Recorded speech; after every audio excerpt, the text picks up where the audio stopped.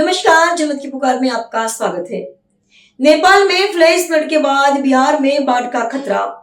मुजफ्फरपुर प्रशासन high alert पर। गंडक नदी के तटबंधों पर बढ़ी निगरानी। नेपाल के जलग्रहण क्षेत्रों में मूसलाधार बारिश के बाद आई विनाशकारी फ्लैश फ्लड के चलते बिहार के कई जिलों में जल प्रलय का गंभीर खतरा मंडराने लगा है। सीमा पार से भारी मात्रा में पानी छोड़े जाने और नदियों के उफान पर होने के कारण मुजफ्फरपुर जिला प्रशासन पूरी तरह से हाई अलर्ट मोड पे आ गया है।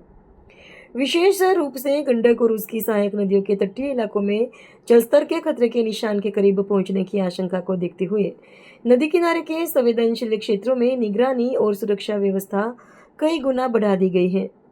स्थिति की गंभीरता को भांपते हुए जल संसाधन विभाग और जिला आपदा प्रबंधन की टीमों ने गंडक नदी के प्रमुख तटबंधों पर 24 घंटे सघन पेट्रोलिंग शुरू कर दी है।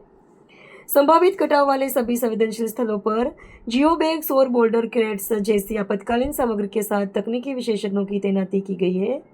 प्रशासन ने नदी के जल प्रवाह में हो रही अत्यप्रत्याशित वृद्धि को ध्यान में रखते हुए निचले और दियारा क्षेत्रों में बसे ग्रामीणों को सुरक्षित स्थानों की ओर रुख करने की चेतावनी जारी की है। साथ ही किसी भी आपात स्थिति के लिए पर्याप्त संख्या में सरकारी नावों और राहत शिविरों को तैयार रखा गया है। जिलाधिकारी एवं वरिष्ठ प्रशासनिक अधिकारियों ने सभी प्रखंड विश्वास पदाधिकारियों और अंचलाधिकारियों को अपने अपने क्षेत्रों में कैंप करने तथा स्थानीय स्तर पर त्वरित सूचना तंत्र सक्रिय रखने के कड़े निर्देश दिए हैं।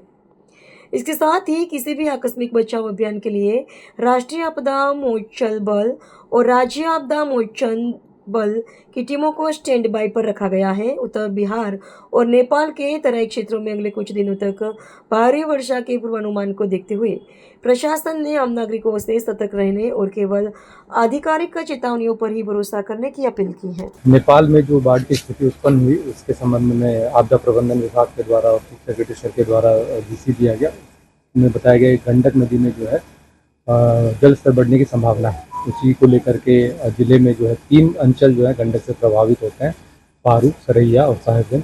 तो हमारे और एसएसपी साहब के द्वारा जो है निरीक्षण किया गया, तटबंध का भी निरीक्षण किया गया और सभी अंचलाधिकारी, बीडीओ और जो कार्यपालक अभियंता है एवं एसडीओ और डीसीएलआर सभी को जो है अलर्ट मोड में रहने के लिए हम लोगों के द्वारा कह दिया गया है और हम लोगों के द्वारा एसओपी के अकॉर्डिंग सारे कार्य कराए जा रहे हैं।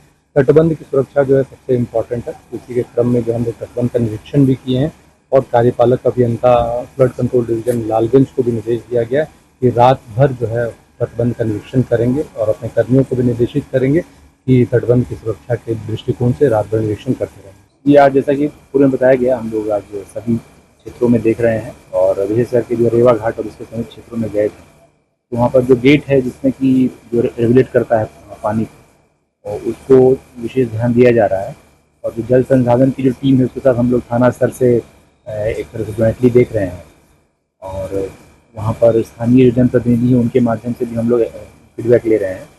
तो वहाँ रात भर हम लोग से निगरानी रखेंगे। अगर आपने हमारा अभी तक चैनल सब्सक्राइब नहीं किया है तो कृपया चैनल सब्सक्राइब कर लें, लाइक करें, शेयर करें, कमेंट करें। तो मिलते हैं फिर किसी और खबरों के साथ। नमस्कार।